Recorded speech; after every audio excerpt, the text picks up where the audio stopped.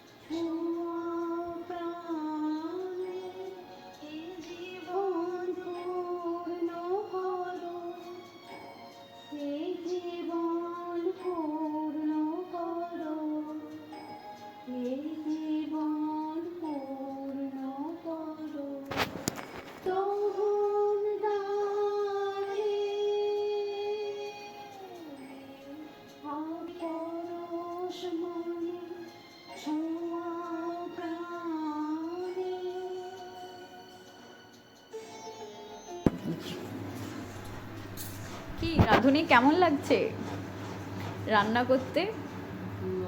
দেখি মুখখানা কেমন হয়েছে। ভালো লাগছে রান্না করতে? করো করো করো। আলু ভাজা হয়েছে? কালারটা আসেনি কেন?